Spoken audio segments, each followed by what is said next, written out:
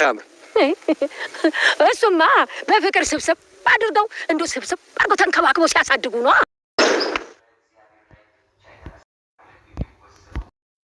ኧረ ዶክተር እየጠርቻታለሁ እኮ ዶክተር። አንተ ግን ምንድነው ልጅቷ ላይ ምቀኛ የምትሆንበት? ምን አለበት ገብተህ ጎትታ ታውር ታኪቤና ጠየቀኝ። ምን እሺ ነው? ምን ሆነሻል? ምን የሚያደናብሽ?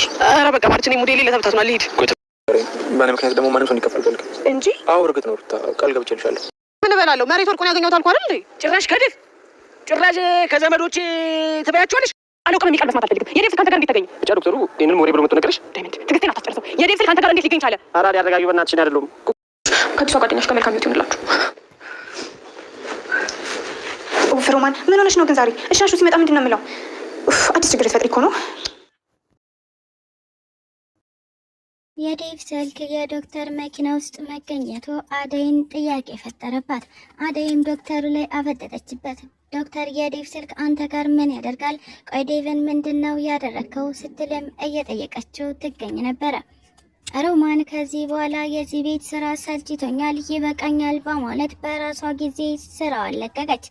ሮማን ምን አደረግንሽ? እባክሽ ተረጋጊ ብትባልም ነገር ግን እኔ ደከመኝ ሰለቸኝ በማለት ነበረ ስራዋን ለመልቀቅ እየተገደድኩ ነው እያለች የምትገኘው። አበበ ተደብቆ ስልክ ሲያወራ ሄለን እያሰማችው ትገኝ ነበረ። አበበ ከሄለን የተደበቀ ሚስጥር እንዳለው የምትረዳዋ ሄለን ቆይኔ ሚስቱ አይደለሁም ወይ? ለምን ካጠገቤ እርቆ ስልክ ማውራት ፈለገ? የስራ ስልክ ከሆኑ ደግሞ እኔ ፊት ቁጭ ብሎ ማውራት ለምንድን ነው ያልፈለገው? ስትል ገለጸችው ትገኛለች። ሚስቴ ካየች ይደብራታል የሚለው ኪንጎ አሁን ላይ ቅምጥል ከቤቲ ጋር ሲተቃቀፍ አገኘችው። ቅምጥልም እጅግ በጣም ተናደደች። ኪንጎ በጣም ተሳቀቀ።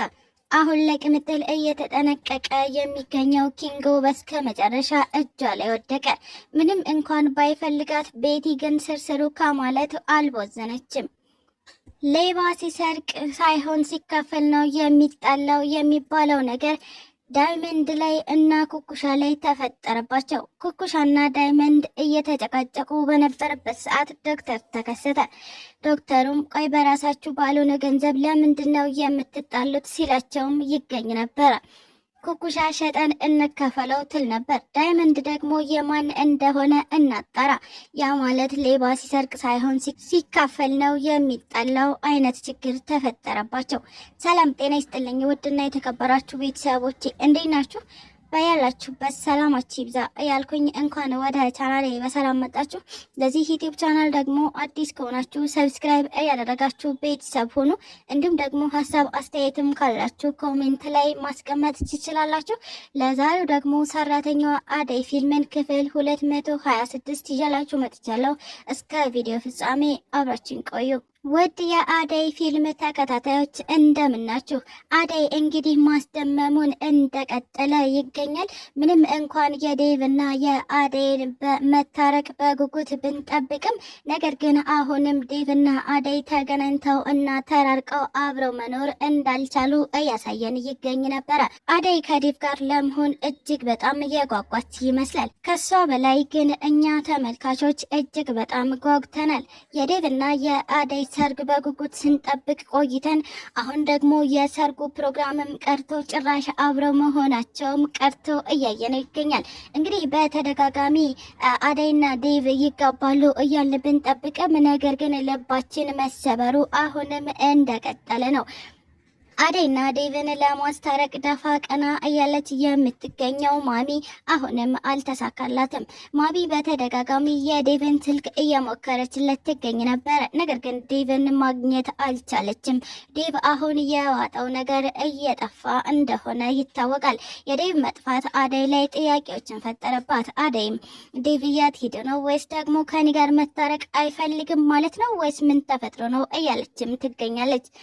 ምናልባትም እኔን ባይፈልገኝ ነው የምትለዋ አደይ ከሰዓታት ጥበቃ በኋላ ከዚህ በኋላ መጠበቅ አልችልም ልሂድ በማለት ነበረ የፍቅርን እናት ተሰናብታ እየሄደች የምትገኘው።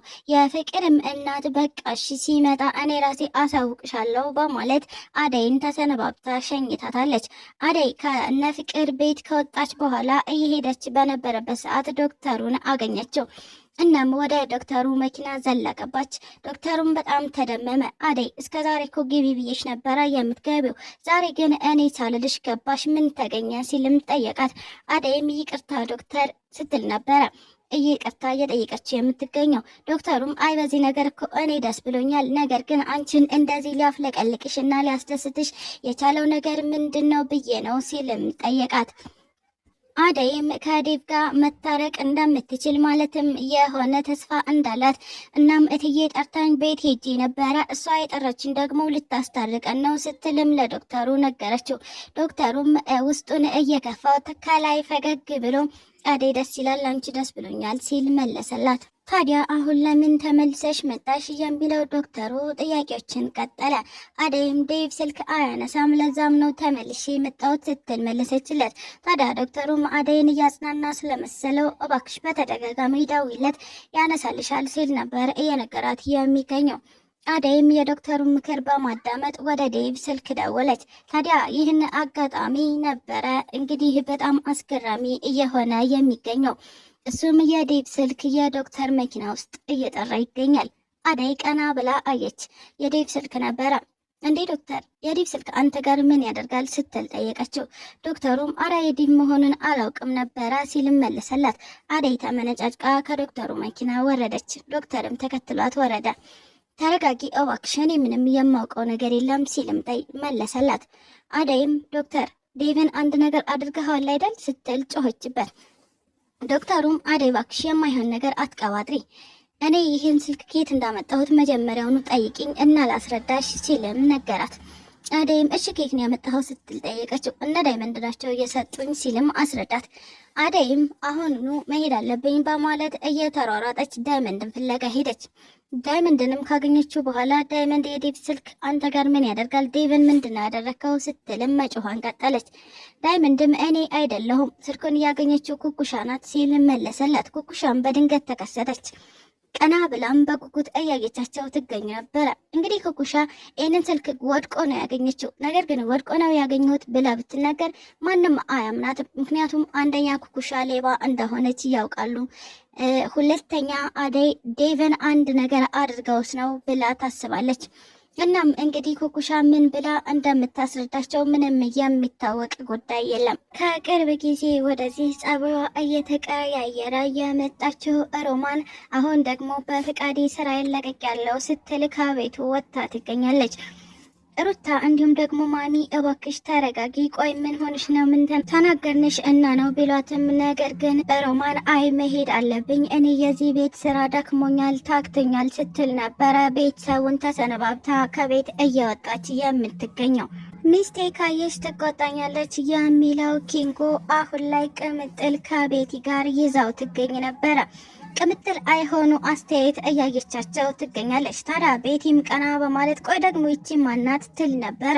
አሁን በዚህ መካከል ግራ እየተጋባ የሚገኘው ኪንጎ ባለቤቴ ናት ማለትም ቅምጥል ሚስቴ ናት ብሎ ለቤቲ ማስረዳት ወይም ደግሞ ለቅምጥል ደግሞ ቤቲን በአጋጣሚ አግኝቻት ነው ብሎ ለማስረዳት ግራ እየተጋባና እየተወዛገበ ይገኛል።